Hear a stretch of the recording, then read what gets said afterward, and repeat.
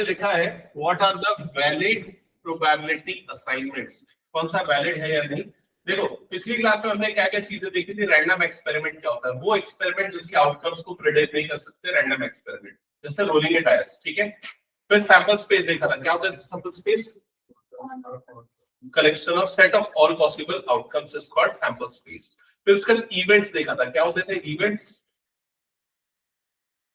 Subset of sample space, जैसे कि event of getting even number, event of getting odd number, ये सारे के सारे क्या होते थे, इवेंट्स होते थे, क्लियर।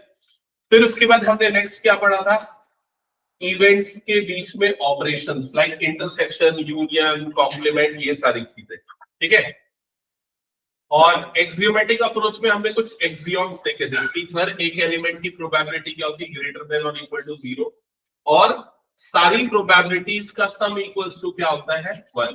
तो यहां पर आपको वही प्रॉपर्टी मैच करनी है, आपको वैलिड है या नहीं वो आइडेंटिफाई करने के लिए चेक करना पड़ेगा क्या इन सब का सम 1 आ रहा है या नहीं, और क्या सारी प्रोबेबिलिटीज ग्रेटर देन और इक्वल टू 0 है या नहीं।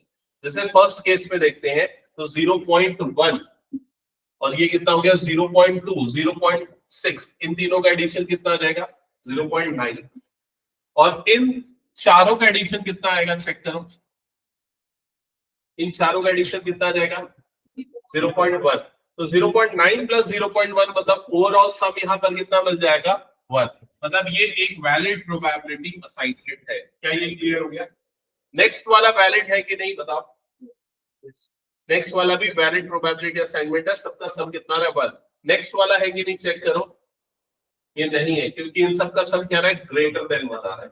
नेक्स्ट है कि नहीं, क्यों नहीं है, क्योंकि यहाँ पर प्रोबेबिलिटीज क्या मिल रही है नेगेटिव मिल रही है, दैट्स व्हाई ये वैलिड नहीं है।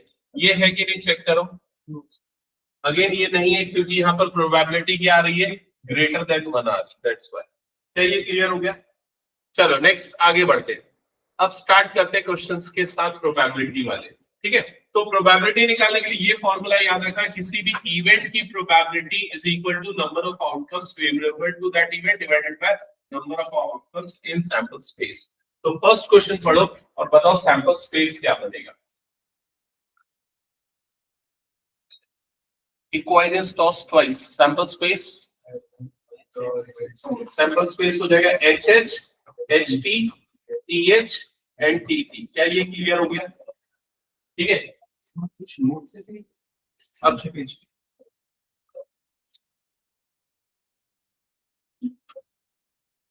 देख तो लो, तुम मिल नहीं नहीं दिख रहा है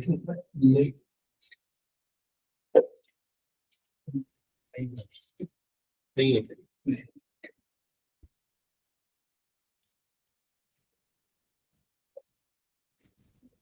चलो हाँ, तो बताओ अब ये बोला what is the probability of at least one tail. At least one tail, तो यहाँ इवेंट ई क्या हो जाएगा, एटलीस्ट वन टेल मतलब कि किनको किनको लोगे पहले ये बताओ, HT, TH और TT। एटलीस्ट वन टेल मतलब एक या एक से ज्यादा टेल, मतलब 3 पॉसिबल आउटकम। तो ये फॉर्मूला जो हमने देखा n ऑफ e मतलब इस इवेंट में कितने एलिमेंट है 3, n ऑफ s मतलब सैंपल स्पेस में कितने हैं 4, आंसर कितना आ जाएगा 3/4। क्या ये क्लियर हो गया। चलो नेक्स्ट क्वेश्चन करो जल्दी। हाँ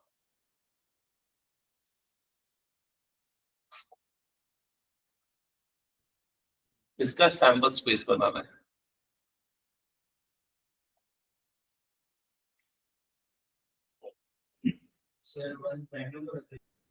नहीं, प्राइम नंबर 2 से स्टार्ट होते हैं, 2, 3, 5 यहाँ से स्टार्ट होते हैं। 1 को neither prime nor composite consider करते हैं।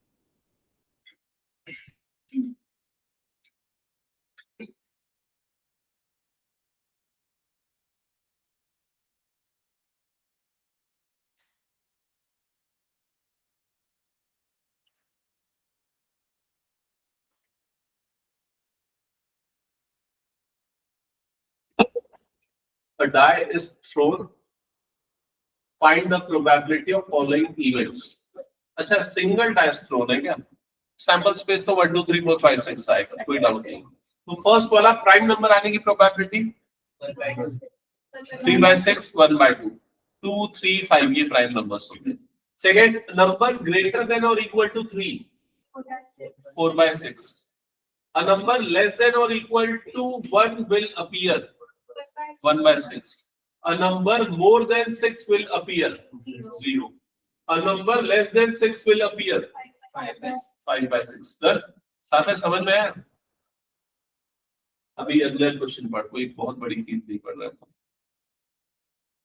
हाँ, a card is selected from a pack of 52 cards। क्या कार्ड का स्ट्रक्चर सबको पता है? किसको किसको नहीं पता है?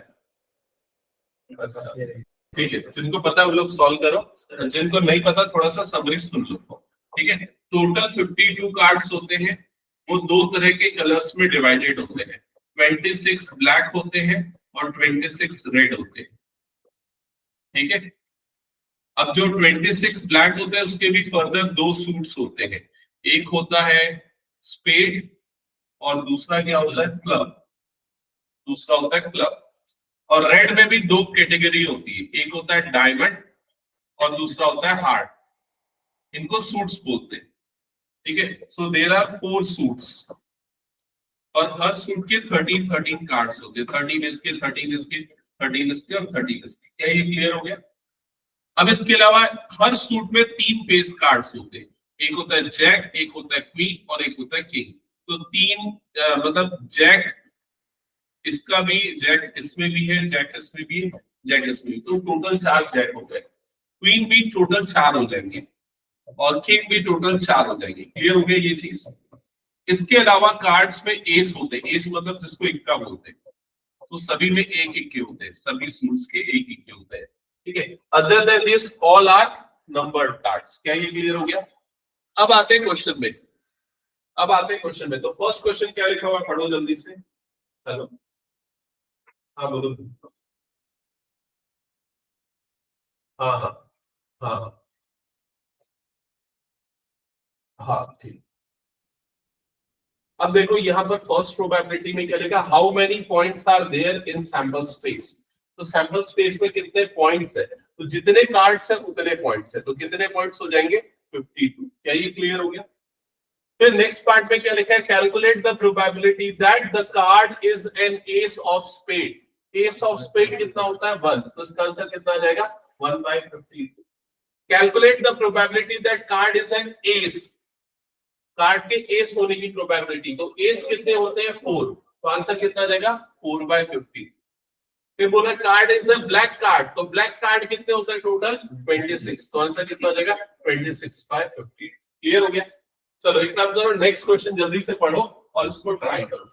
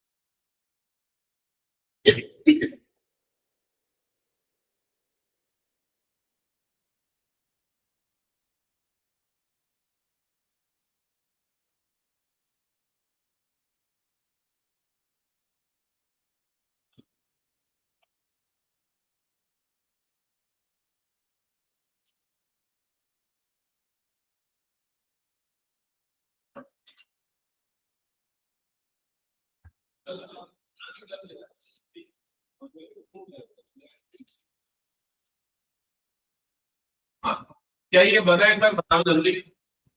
A fair coin with one mark on one face and 6 on other face and a fair die both are tossed. तो एक coin को भी toss कर रहे हैं, dice को भी roll कर रहे हैं, ठीक है? Find the probability that sum of the numbers turn up is 3. तो पहले ना sample space मुझे बताओ कि sample space में कितने points होंगे? 12 points होंगे. हो सकता है coin में 1 आए, dice में 1 आए. coin में 1, dice में 2, 1 3 1 4 1 5 ऐसे करते हुए क्या आ जाएगा 1 6. coin में 6, dice में 1 और इस तरीके से 6 2 6 3 up to क्या हो जाएगा 6 6. तो total 12 points होंगे sample space में. अब बोला find the probability that sum of the numbers that turn up is 3. तो 3 सम आने की प्रोबेबिलिटी कितनी होगी? तो एक ही ऐसा आउटकम होगा जिसमें सम 3 आएगा, तो आंसर कितना हो जाएगा 1/12. और सेकंड बोल रहा है प्रोबेबिलिटी ऑफ गेटिंग सम 12, तो 12 आने वाला आउटकम भी एक ही होगा, तो इसका भी आंसर कितना आ जाएगा 1/12. क्या ये क्लियर हो गया? चलो नेक्स्ट क्वेश्चन पे आगे आते हैं. हाँ पढ़ो क्या लिखा हुआ वैष्णवी, जल्दी क्वेश्चन पढ़ो. There are 4 men and 6 women on the city council. If 1,000 members is selected for a committee at random, how likely is it that it is a woman? तो वुमेन होने की क्या प्रोबेबिलिटी? कितनी वुमेन है? 6/10. खत्म. समझ में आई ये चीज? जब तक एक का सिलेक्शन हो रहा है कोई प्रॉब्लम नहीं. जब भी एक से ज्यादा का सिलेक्शन चालू होगा तो प्रॉब्लम चालू होगी, क्योंकि तब लगेगा कॉम्बिनेशन. क्या ये क्लियर हो गया? चलो नेक्स्ट क्वेश्चन.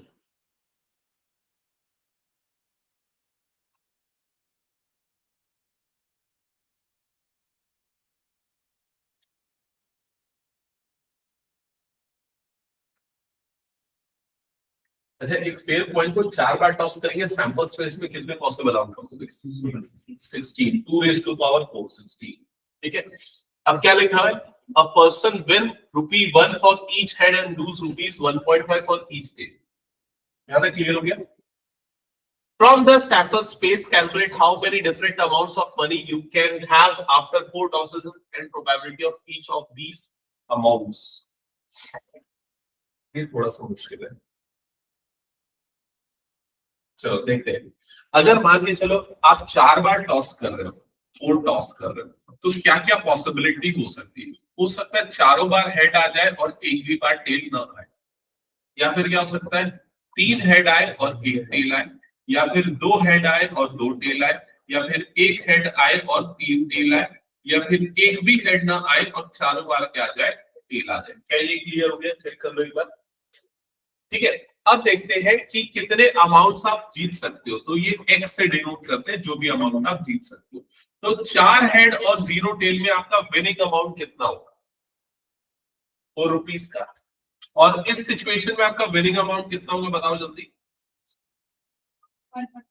1.5. लिखो सारा का सारा क्या क्या होगा अमाउंट.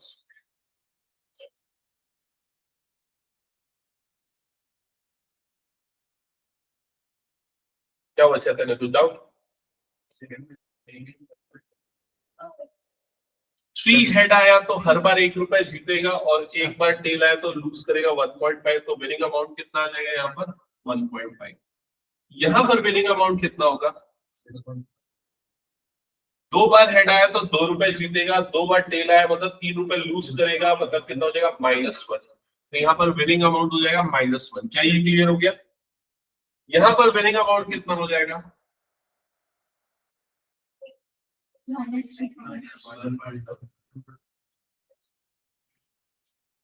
तीन बार लॉस कर रहे हो. हाँ कितना? -3.5. 3 बार लूज कर रहे हो 1.5 1.5 1.5. तो 3 बार लूज कर रहे हो तो -4.5 का लॉस. एक बार जीत गया मतलब +1. क्लियर हो गया? और यहाँ पर विनिंग या लूजिंग अमाउंट कितना हो जाएगा? -6. क्या ये क्लियर हो गया? तो after 4 tosses what are the possible values you can have. तो ये बहुत सारी पॉसिबल वैल्यूज हो गई. Now calculate the probability of each. अब हर एक की प्रोबेबिलिटी बतानी है. तो ये बताओ अगर 4 बार टॉस करेंगे तो सारे पॉसिबल आउटकम क्या क्या होंगे? टोटल 16 होंगे, लेकिन होंगे क्या क्या? चारों हेड वाले कितने होंगे? एक ही बार होगा ना कि चारों हेड आ जाए. अब 3 हेड वाले कितने होंगे ये बताओ. अभी 4 हेड से स्टार्ट करते. 4 हेड हो गया तीन हेड वाले कितने ऑप्शंस हो सकते हैं? एक बार तीनों हेड लगातार आ जाए और आखिरी में टेल। और क्या हो सकता है? पहले दो बार हेड, फिर टेल, फिर क्या हो गया हेड, फिर क्या हो सकता है? हेड टेल हेड हेड, फिर क्या हो सकता है? Tell head head head. क्या ये समझ में आ गया?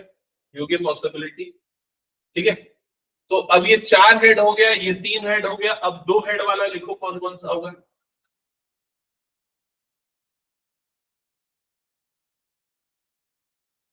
दो हेड वाले कौन कौन सा है? ऐसा हो सकता है दो हेड दो टेल, फिर क्या हो सकता है? हेड टेल टेल हेड, फिर क्या हो सकता है? Tail tail head head. Total 6 बन गए ये। ठीक है, टोटल 3 बने यहाँ पर। और क्या हो सकता है इसके अलावा? H T H T, T H, और क्या बन सकता है? T H T. टोटल 6 ऐसे केसेस हो जाएंगे। क्या ये क्लियर हो गया? ओके, अब ये दो टेल वाला हो गया। अब ये बताओ, एक टेल वाला एक टेल हो गया, मतलब दो हेड हो गया। अब एक हेड वाला क्या क्या होगा? एक हेड वाला मतलब सारे टेल आ गए और एक आखिरी में हेड, या फिर दो टेल उसके बाद हेड फिर टेल, फिर उसके बाद क्या हो सकता है? टेल हेड टेल टेल, फिर क्या हो सकता है? हेड ट्रिपल टेल, और आखिरी में क्या हो सकता है? All tail. क्या ये क्लियर हो गया? एक बार चेक करते जाओ। टोटल 16 आउटकम्स मैंने यहाँ पर लिख दिए। ठीक है, अब बताओ फर्स्ट वाले की प्रोबेबिलिटी क्या होगी? 4 रुपीज विनिंग की प्रोबेबिलिटी क्या होगी? 4 रुपीज विनिंग तब होगा जब आपके पास 4 हेड आएगा। 4 हेड मतलब ये वाला आना, और ये वाले आने की प्रोबेबिलिटी कितनी हो जाएगी? इसकी प्रोबेबिलिटी हो जाएगी 1/16। चेक करो, कंफर्म करो, क्लियर है ये? सेकंड वाले की प्रोबेबिलिटी कितनी आएगी? सेकंड वाले की प्रोबेबिलिटी 4/16। थर्ड वाले की प्रोबेबिलिटी 1 रुपीज लॉस की प्रोबेबिलिटी। 1 रुपीज लॉस कब होगा? जब दो हेड और दो टेल आएगा। तो इस चीज की प्रोबेबिलिटी कितनी देगी? 6/16। 3.5 रुपीज लॉस की प्रोबेबिलिटी 4/16, और -6 रुपीज लॉस की प्रोबेबिलिटी अगेन कितनी आ जाएगी? 1/16। क्या ये समझ में आया कैसे आ रहा है? ये 4 रुपीज का विन तब होने वाला है जब आपके पास 4 हेड और 0 टेल आए। ये तब होगा जब 3 हेड और 1 टेल होगा। ये तब होगा जब 2 हेड और 2 टेल होगा। ये तब होगा जब 1 हेड और 3 टेल होगा। और ये कब होगा? जब 0 हेड और सारे के सारे क्या हो जाएंगे? टेल। क्या ये क्लियर हो गया सभी को?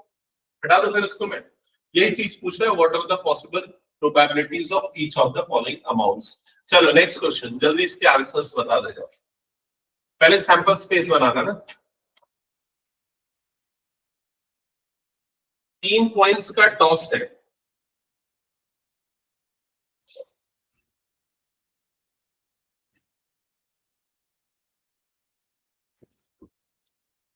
तीन पॉइंट्स का टॉस है।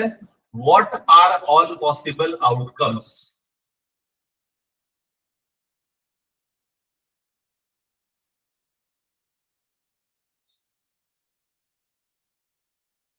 कितने आउटकम्स आएंगे टोटल? 8। हो गया?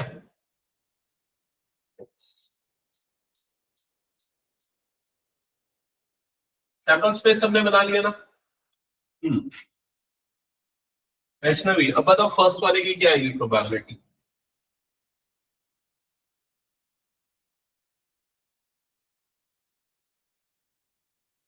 बनाया सैंपल स्पेस? नहीं बनाया सैंपल स्पेस। अगर 3 बार टॉस करेगा तो क्या क्या पॉसिबल आउटकम होगा? तीनों बार हेड आएगा, या फिर क्या आएगा? 2 हेड फिर टेल, या फिर हेड टेल हेड, या फिर टेल हेड हेड। मैं क्या कर रहा हूं समझ में आ रहा है? पहले तीनों हेड को लिखा, तीनों हेड वाला आउटकम, फिर 2 हेड वाले आउटकम्स को लिखा, जिसमें टेल आखिरी में है, टेल बीच में है, टेल पहले है। समझ में? अब अगला एक हेड वाले को लिखूंगा तो उसमें क्या हो जाएगा? हेड टेल टेल, या फिर टेल हेड टेल, या फिर टेल टेल हेड। क्या ये क्लियर हो गया? और आखिरी क्या आ जाएगा, तीनों टेल वाला आ जाएगा। ठीक है, तो इसमें कितने हेड आए, इसमें एक हेड आया, और इसमें कितना हेड आया, इसमें 0 हेड आया। क्या यहां तक क्लियर हो गया? अब फर्स्ट वाले का आंसर मैं पूछ रहा हूं, प्रोबेबिलिटी ऑफ 3 हेड कितना होगा? तो 3 हेड वाला एक ही आउटकम है, तो कितना आ जाएगा, 1/8। सेकेंड वाले का आंसर क्या आएगा, 3/8। थर्ड वाले का आंसर ये गलत है। हाँ, एक मिनट, फोर्थ वाला एटलीस्ट 2 हेड, हाँ सॉरी सही, एटलीस्ट 2 हेड मतलब 2 या 2 से ज्यादा ले रहे हो ना, तो 2 हेड और 3 हेड को काउंटिंग में लोगे, मतलब कि ये 3 स्टार्टिंग के 4 आ जाएंगे, तो आंसर कितना हो जाएगा, 4/8। हाँ, एटमोस्ट 2 हेड, एटमोस्ट 2 हेड मतलब ज्यादा से ज्यादा 2 हेड, मतलब आप आखिरी के 7 को लोगे, पहले वाले को छोड़कर, उसका आंसर आ जाएगा 7/8। नो हेड का क्या आएगा, 1/8। 3 टेल का क्या आएगा, 1/8। Exactly 2 tail, exactly 2 tail again कितना आ जाएगा, 3/8। No tail, at most 2 tail, at most 2 tail मतलब ज्यादा से ज्यादा 2 टेल, मतलब ये आ जाएगा 7/8। आखिरी वाले को छोड़ के बाकी सारे काउंटिंग में लेंगे। हो गया, हटा दो इसको फिर में। चलो नेक्स्ट,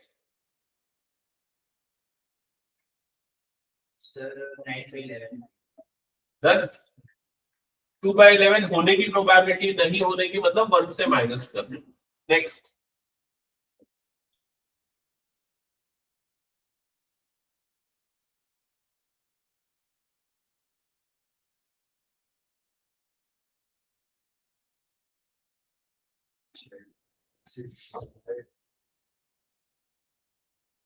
वैष्णव ने पढ़ लिया था क्वेश्चन,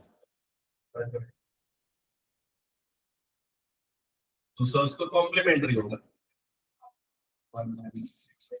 हाँ, तो असैसिनेशन इस वर्ड से रैंडमली एक लेटर को सेलेक्ट कर रहे हैं, उस लेटर के वोवेल्स होने की प्रोबेबिलिटी क्या होगी? तो कितने वोवेल है इस वर्ड में, पढ़ लो, 6। हाँ हाँ चलेगा, कोई दिक्कत नहीं। तो कितने वोवेल्स से काउंट कर लो, तो टोटल 6 वोवेल्स है, और सारे पॉसिबल 13 हो गया, 6/13। कॉन्सोनेंट का हो जाएगा 7/13। चलो नेक्स्ट,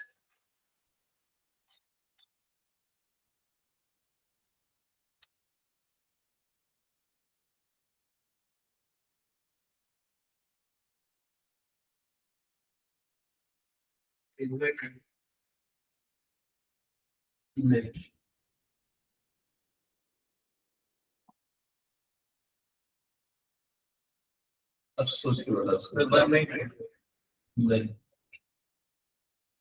इतना आसानी से लॉटरी टिकट जीत लेंगे?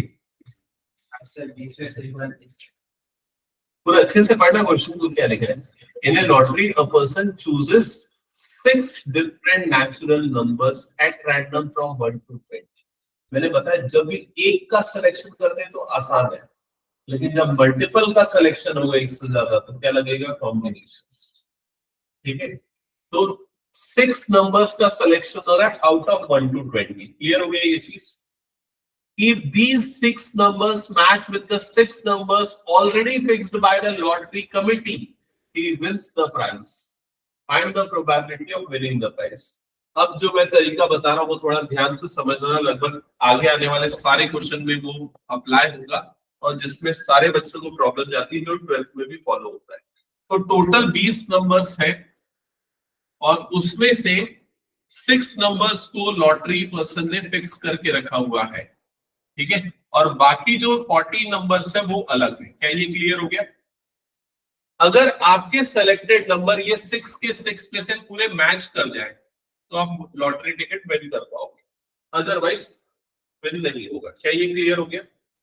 ठीक है, अब देखो इसका तरीका क्या होता है, किसी भी इवेंट की प्रोबेबिलिटी निकालने का फॉर्मूला क्या है, n of e divided by n of s। क्या ये क्लियर हो गया? Favourable outcome upon all possible outcome. तो सबसे पहले हम ऑल पॉसिबल आउटकम की बात करते हैं कि कितने तरीकों से आप 20 में से 6 टिकट सेलेक्ट कर सकते हो, कितने तरीकों से आप 20 में से 6 टिकट सेलेक्ट कर सकते हो। तो क्या हो जाएगा 20C6। तो यहाँ डिनोमिनेटर में क्या आ जाएगा 20C6, combination of 20 items taken 6 at a time. ये ऑल पॉसिबल आउटकम्स होगा। फेवरेबल न्यूमरेटर में क्या है फेवरेबल आउटकम। फेवरेबल मतलब आपका जो सिलेक्शन है वो पूरे 6 से मैच करना चाहिए। क्लियर हो गया? मतलब आपकी सिलेक्टेड टिकट 6 में से 6 होनी चाहिए और रिमेनिंग 14 में से कितना सिलेक्शन होना चाहिए 0। क्या ये क्लियर हो गया? तो फेवरेबल आउटकम न्यूमरेटर में आएगा। तो न्यूमरेटर में क्या लिखोगे 6C6 इंटू 14C0। क्या ये क्लियर हो गया? ठीक है। अब कॉम्बिनेशन में ये तो याद होगा कि 6C6 NCN की वैल्यू कितनी होती है 1, NC0 की वैल्यू कितनी होती है ये भी 1 होती है। NC0 और NCN दोनों कितना होता है 1 होता है। तो ये भी 1 हो जाएगा और ये भी कितना हो जाएगा 1। तो न्यूमरेटर 1 हो जाएगा। डिनोमिनेटर कैसे निकलेगा?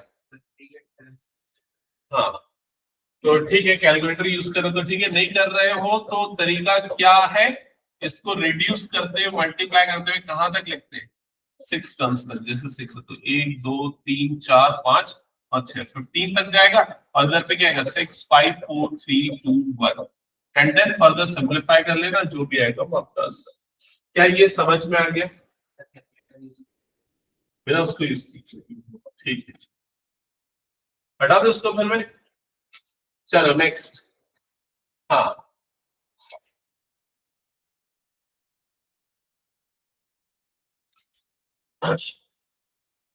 अब सिर्फ पहले ये बताओ क्या ये क्वेश्चन समझ में आया या नहीं कि क्या पूछ रहा है?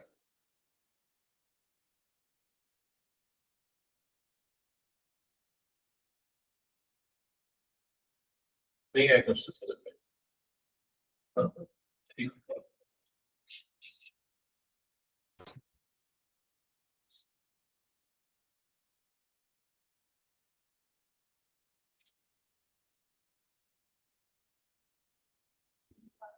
ये बोल रहा है probability of A 0.5, probability of B इतना, probability of A intersection B इतना। क्या ये वैलिड है? क्या ये हो सकता है या नहीं हो सकता? ये आपको बताना है यस और नो में। मतलब क्या ये पॉसिबल है कि ये तीनों वैल्यू ऐसी हो? यस और नो। तो इसके लिए देखो एक छोटा सा कॉमन सेंस वाला चीज देखते हैं। अगर A इंटरसेक्शन B की बात करें, जैसे ये मान के चलो A हो गया, ये B हो गया और ये वाला पोर्शन क्या हो जाएगा A इंटरसेक्शन B हो गया। क्या ये क्लियर हो गया? तो जो A इंटरसेक्शन B की जो वैल्यू होगी वो हमेशा जो होगी, या probability of A intersection B की जो वैल्यू होगी वो हमेशा छोटी होगी या बराबर होगी किसकी? Probability of A। समझ में आ रहा है? A इंटरसेक्शन B ले रहे हैं तो या तो A से छोटा हुआ या A के बराबर हो सकता है, उससे बड़ा तो नहीं हो सकता ना। नहीं है समझ में ये जो मैं चीज बोल रहा हूँ भाई? अगर A और B का इंटरसेक्शन ले रहे हो तो A से ज्यादा नहीं आ सकता ना वो वाला वैल्यू, A से छोटा आएगा या उसके बराबर आएगा। वही चीज B के साथ भी वैलिड होगी। Probability of A intersection B की जो वैल्यू होगी वो हमेशा क्या होगी? वो हमेशा लेस देन और इक्वल्स टू की क्या होगी? प्रोबेबिलिटी ऑफ B की। क्या ये क्लियर हो गया ये चीज? तो ये वाली कंडीशन क्या इसमें मैच कर रही है? देखो जल्दी से यहाँ पर देखो, प्रोबेबिलिटी ऑफ A की वैल्यू से ज्यादा आ रही है A इंटरसेक्शन B की वैल्यू, बट की इंटरसेक्शन उससे छोटा आना चाहिए या फिर इक्वल आना चाहिए। तो दैट्स व्हाई ये कंसिस्टेंटली डिफाइंड नहीं है। क्या ये क्लियर हुआ सभी को? ठीक है। एक और प्रोबेबिलिटी की कंडीशन क्या बनेगी? जो A यूनियन B की जो प्रोबेबिलिटी होगी ये हमेशा ग्रेटर देन और इक्वल्स टू होगी किसके? A की प्रोबेबिलिटी के या फिर B की प्रोबेबिलिटी के। अगर कोई भी दो इवेंट्स का यूनियन ले रहे हो तो उसके इंडिविजुअल इवेंट से ग्रेटर आएगा या फिर उसके इक्वल आ सकता है। समझ में आ रहा है कि नहीं ये चीज? तो ये वाली कंडीशन भी चेक करो। यहाँ पर देखो, यहाँ पर कौन सी कंडीशन चेक करेंगे? ये वाली कंडीशन चेक करेंगे। तो A यूनियन B की प्रोबेबिलिटी A और B की इंडिविजुअल प्रोबेबिलिटी से ग्रेटर आ रही है, मतलब ये कंसिस्टेंटली डिफाइंड है। और ये क्यों नहीं है? क्योंकि इसमें ये कंडीशन फॉलो नहीं होती। तो ये ध्यान रखना है, एमसीक्यू में इस टाइप के क्वेश्चन आ सकते हैं। ये जो मैंने दो प्रॉपर्टीज लिखाई है आप उसको नोट डाउन कर सकते हो, ठीक है। और अदर देन दिस, ये ज्वाइंट प्रोबेबिलिटी का फॉर्मूला याद है कि नहीं? ए इंटरसेक्शन बी का फॉर्मूला क्या था? Probability of A plus probability of B minus probability of A intersection B. ये फॉर्मूला भी ध्यान में रखना है।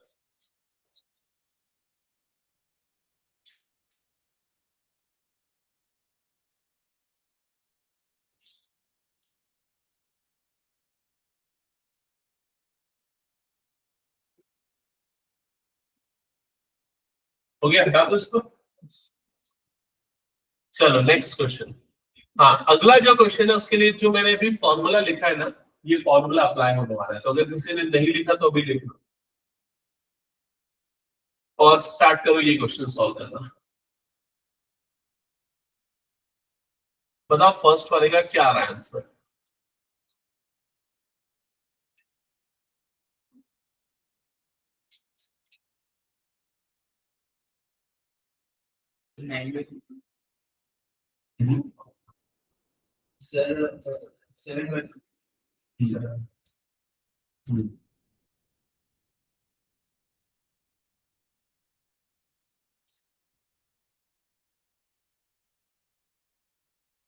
सार्थक बना फर्स्ट वाला?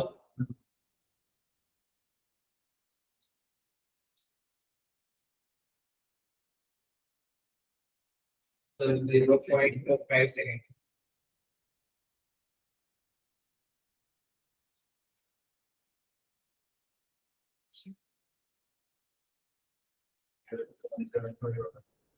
कौन सा कितना आ रहा है?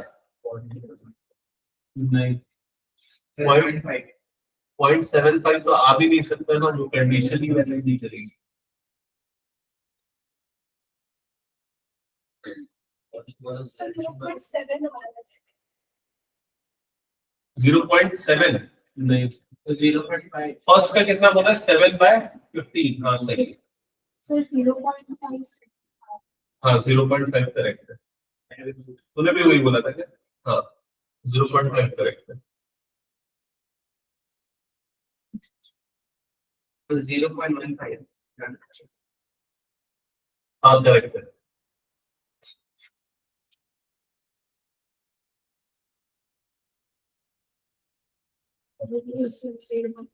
ठीक है, डन। तो एक ही फॉर्मूला है, चार चीजें जिसमें 3 दिया हुआ है, चौथा निकालना, कुछ भी नहीं। हटा दो उसको फिर मैं। चलो नेक्स्ट क्वेश्चन। हाँ, अब पिछली क्लास की थोड़ी बहुत जरूरत पड़ेगी। यहाँ पर देखो ए और बी लिखा हुआ है। और का मतलब क्या होता है? यूनियन। तो यहाँ क्या निकाला है? A union B. और क्या लिखा है क्वेश्चन में? ए और बी कौन से इवेंट्स है? म्यूचुअली एक्सक्लूसिव इवेंट्स किनको बोलते थे, याद करो। जिसमें इंटरसेक्शन क्या होता था? 0। तो अब सॉल्व करो, बताओ क्या आएगा answer. Probability of A union B equal to क्या हो जाएगा? Probability of A plus probability of B. A intersection B वहां पर क्या हो जाएगा? 0। क्यों 0 होगा वैष्णवी? म्यूचुअली एक्सक्लूसिव में क्या हो जाता है? 0। तो 3/5 प्लस 1/5 मतलब आंसर कितना आ जाएगा?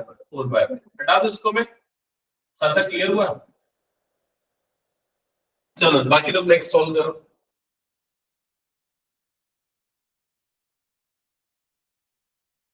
इधर आपके सामने आओ।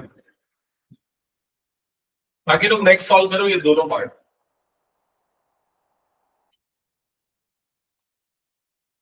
अगर कोई दो इवेंट्स ऐसे होते हैं ना ग्राफिकली, मतलब जैसे मान लीजिए ई ऐसा हो गया, एफ ऐसा हो गया, तो इसमें दोनों में कुछ भी कॉमन नहीं, तो सेट्स में पढ़ते थे ना, अगर कोई दो सेट्स का इंटरसेक्शन नल सेट हो, ठीक है, तो ऐसे सेट्स को क्या बोलते थे? Mutually exclusive sets. समझ रहे हैं? तो यही चीज अगर प्रोबेबिलिटी में बोला जाए कि अगर कोई दो इवेंट्स है जिनकी प्रोबेबिलिटी का इंटरसेक्शन, जिनके इंटरसेक्शन की प्रोबेबिलिटी 0 है, उसको म्यूचुअली एक्सक्लूसिव इवेंट्स बोलते हैं। समझ गए?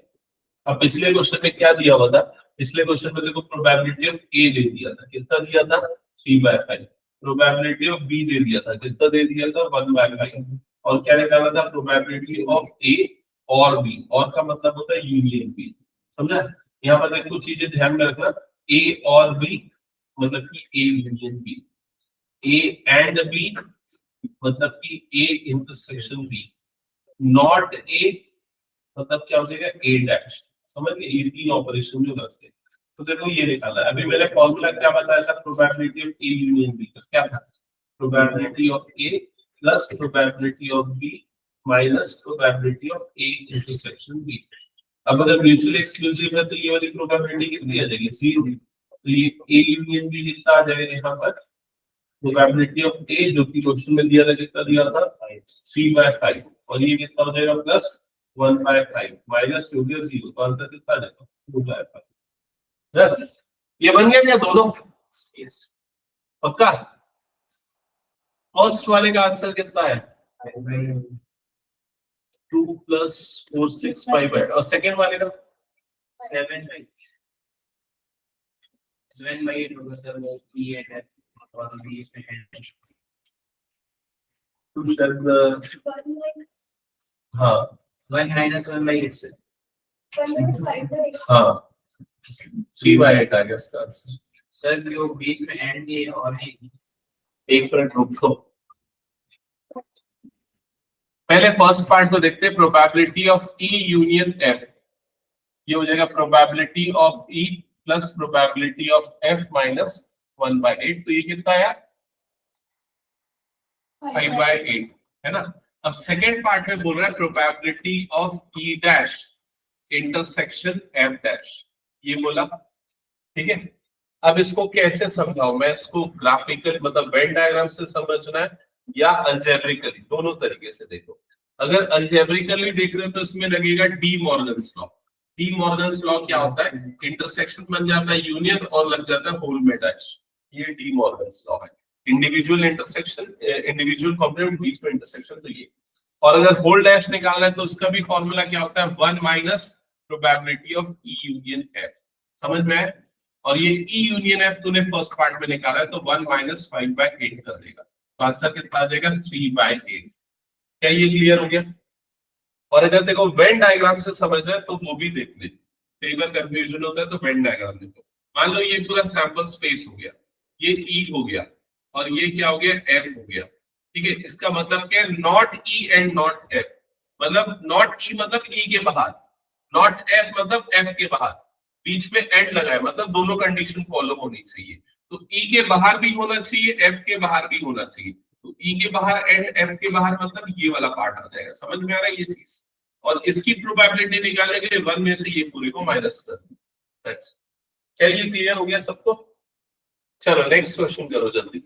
ये अभी जो क्वेश्चन कर रहे हो ना, यही क्वेश्चन सबसे इंपॉर्टेंट है पूरे चैप्टर में अगर देखा जाए तो, और वो वाले जिसपे कॉम्बिनेशन लगता है। हाँ तो नोट करो जल्दी से, क्या चीज नोट करोगे यहां पर? देखो P नॉट A और not F is equal to 0.25 लिख लो पहले कॉपी में। ये प्रोबेबिलिटी ऑफ नॉट E और not F is equal to 0.25। Done. और क्या चेक करना है? ये म्यूचुअली एक्सक्लूसिव है या नहीं, कैसे चेक करोगे? ई इंटरसेक्शन एफ की प्रोबेबिलिटी निकालना, अगर वो 0 आया तो म्यूचुअली एक्सक्लूसिव, नहीं आया तो नहीं। क्या ये क्लियर हो गया? ओके तो ये निकालने के लिए इसमें फॉर्मूला क्या लगा रहा है? Probability of E dash union F dash. क्या ये फॉलो किया? डी मॉर्गन्स लॉ लगाओगे तो क्या हो जाएगा? प्रोबेबिलिटी ऑफ ई यूनियन का बन जाएगा इंटरसेक्शन एफ और होल डैश बन जाएगा। क्या ये क्लियर हो गया? फिर उसके बाद इसको क्या लिख सकते हैं? 1 minus probability of E intersection F, whole complement है मतलब 1 माइनस कर दो। ये क्लियर हो गया? और इस पूरे की वैल्यू आपको कितने गिवन है? 0.25। तो 0.25 गया इधर, ये गया इधर, तो probability of E intersection F कितना आ जाएगा? 0.75। क्या ये क्लियर हो गया? तो सिंस ये 0 नहीं है इसलिए ई और एफ म्यूचुअली एक्सक्लूसिव इवेंट्स नहीं। हटा दो इसको फिर मैं। चलो नेक्स्ट क्वेश्चन करो जल्दी।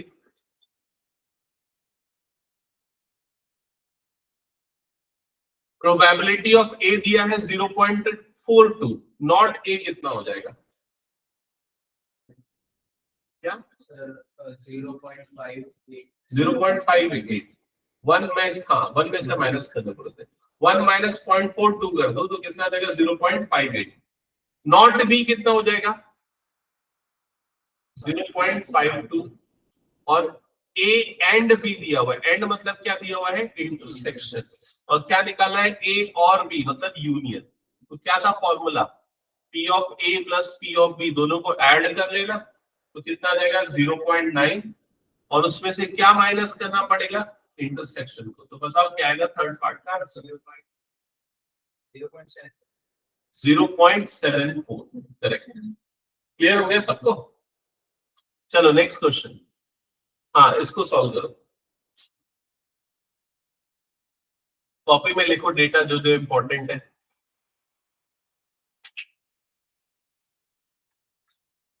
Forty % study mathematics, तो probability of M is equal to 40%. 30% study biology, probability of B देखो 30%. 10% study both, probability of M intersection ये कितना आ गया 10%. If a student is selected at random from the class, find the probability that he will be studying mathematics or biology. Easy है. हाँ तो वही joint probability का formula लग जाएगा। तो 60 और 30 और 40 ऐड कर देना, माइनस क्या कर देना 10 कर देना, तो आंसर कितना आ जाएगा 6। हटा दो उसको फिर मैं। चलो नेक्स्ट।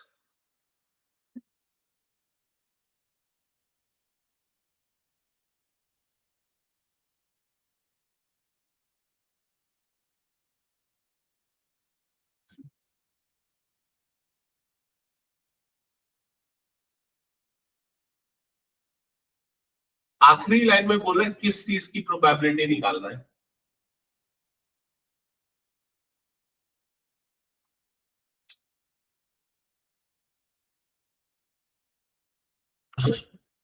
चलो एक काम करो, लिखो probability of A, probability of A मतलब पहले एग्जाम को पास करने की प्रोबेबिलिटी कितना आ जाएगा 0.8। फिर देखो प्रोबेबिलिटी ऑफ बी, दूसरे एग्जाम को पास करने की प्रोबेबिलिटी 0.7। फिर ये जो लिखा है the probability of passing at least one of them, क्या है ये? हाँ ए और बी, जिसको हम क्या लिखते हैं ए यूनियन बी। तो ये है probability of A union B जो कितना हो गया 0.95, और क्या निकालना है इंटरसेक्शन। ठीक है, probability of A intersection B. तो क्या करोगे, दोनों को ऐड कर देना 0.7 0.8 और उसमें से माइनस कर देना, तो कितना आएगा 0.55। Done, clear? चलो नेक्स्ट क्वेश्चन, जल्दी करो सॉल्व इसको।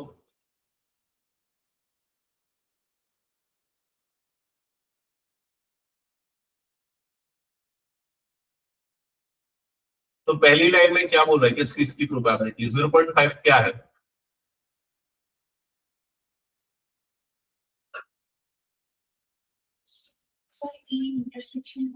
Correct, E intersection H, probability of E intersection H both. और वो 0.1 क्या है?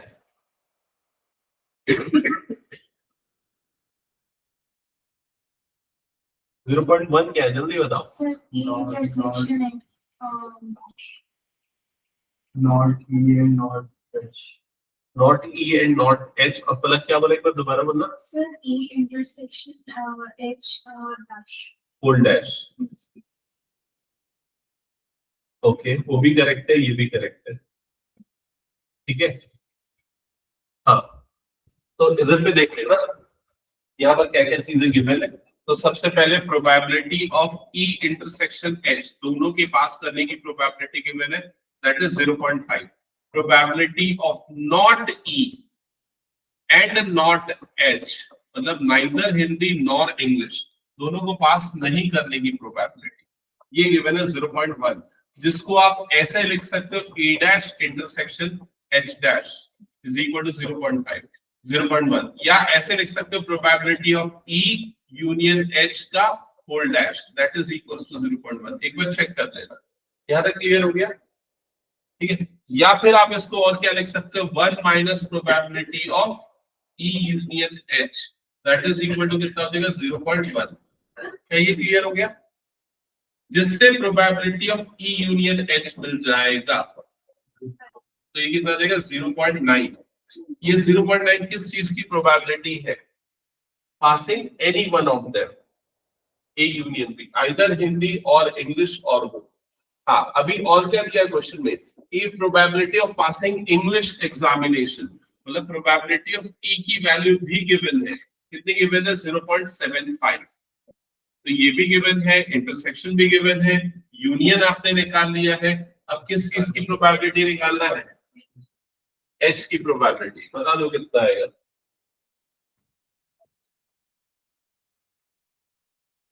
एच की प्रोबेबिलिटी निकालना है 0.5 1.4 माइनस ये कर दोगे 0.65 0.65 आएगा।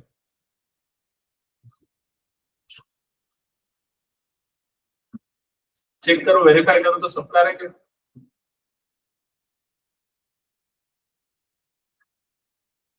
Okay.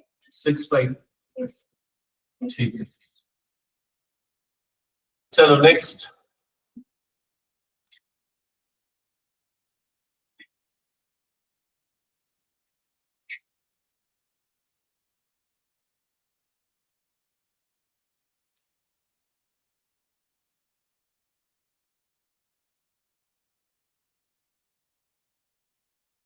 अच्छा 60 स्टूडेंट है, 30 ऑप्टेड फॉर एनसीसी, तो एनसीसी ऑप्ट करने की प्रोबेबिलिटी नहीं दिया है। हाँ, आप निकाल सकते हो, तो कितना आ जाएगा 30/60 या फिर क्या हो जाएगा 1/2। ठीक है, एनएसएस ऑप्ट करने की प्रोबेबिलिटी कितनी हो जाएगी 32/60, और दोनों ऑप्ट करने की प्रोबेबिलिटी कितनी हो जाएगी 24/60। क्लियर हो गया ये चीज? तो पहला वाला ए हो गया, दूसरा वाला बी हो गया, तीसरा वाला क्या हो गया ए इंटरसेक्शन बी। और फर्स्ट पार्ट में क्या निकालने बोल रहे हैं? एनसीसी और एनएसएस, मतलब ए यूनियन बी। निकालो जल्दी, कितना है?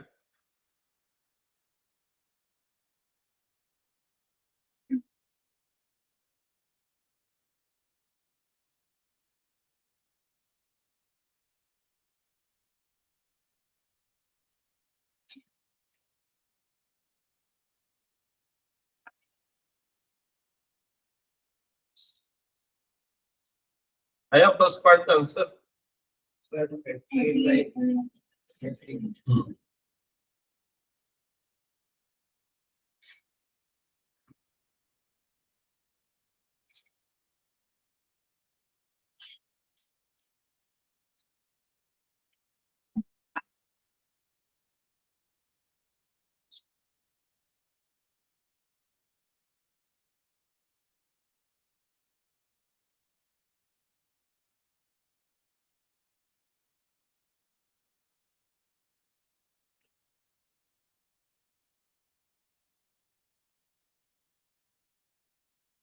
सेकेंड पार्ट का आ गया क्या?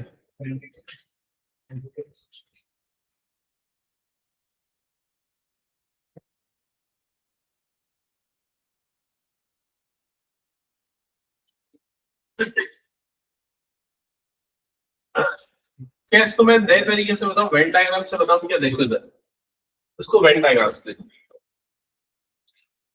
ये मान लेते हैं एनसीसी है, और ये मान लेते हैं एनएसएस है, ठीक है, और ये दोनों है। ये बताओ दोनों वाले कितने थे? स्टूडेंट ऑप्टेड फॉर बोथ, कितना है 24, ठीक है। एनसीसी वाले कितने हैं 30, तो एनसीसी वाले अगर 30 है, कॉमन वाले 24 है, तो ये कितना जाएगा 6। एनएसएस वाले कितने हैं 32, कॉमन वाले 8 है, तो ये कितना, कॉमन वाले 24 है, तो ये कितना जाएगा 8। समझ में आ रहा कैसे निकालो? और टोटल कितने हैं 60, तो टोटल 60 है, तो इनको ऐड करोगे तो कितना आ रहा है 38, तो ये रिमेनिंग वाले कितने हो जाएंगे 22, क्योंकि 60 में से 38 माइनस कर दो कितना गया 20। अब जो भी पूछ रहा है बता दो, एनसीसी और एनएसएस, तो इन सबको ऐड कर दो, डिवाइडेड बाय 60 कर दो, सेकेंड पार्ट में बोल रहा है नाइदर एनसीसी नॉर एनएसएस, तो एनसीसी और एनएसएस दोनों के बाहर का, दोनों के बाहर का मतलब कितना है 22/60। थर्ड पार्ट में क्या बोल रहे हैं, opted for NSS but not NCC, तो इसका काउंट क्या आ जाएगा 8, तो 8 बाय कितना हो जाएगा, opted for NCC but not NSS, तो कितना आ जाएगा 6/60। Opted for only NCC, again क्या आ जाएगा 6/60। ओनली एनसीसी या NCC but of not NSS, दोनों का मतलब सेम है। क्या ये क्लियर हो गया? तो वेन डायग्राम से भी आप इसको फॉलो कर सकते हैं। चलो नेक्स्ट, मिसलेनियस एक्सरसाइज आखिरी बचा है, कल करते हैं, ठीक है, ओके। और फिर एक काम करते हैं, अगली क्लास में ना मिसलेनियस करके तुरंत टेस्ट भी ले लेते हैं। हाँ, मिसलेनियस में कितने क्वेश्चन है देखना तो एक बार। हाँ, मोर और लेस। अच्छा, कॉम्बिनेशन वाला एक भी क्वेश्चन नहीं है ना, एक आया बस। मिसलेनियस में है मेरे ख्याल से कॉम्बिनेशन वाले क्वेश्चंस। Sir, all work में तो 10 question. 10, ठीक है। एक काम करना, तुम लोग अपनी बुक लेके आना अगली क्लास में। लाए हो क्या? हाँ, तो अगली क्लास में कर लेंगे इनका मिसलेनियस, और तुम्हारी बुक से कर लेंगे, ठीक है। अगर हो गया 10 क्वेश्चन तो हो जाएगा। हाँ ठीक है, तुम अपनी बुक ले आना भव्या।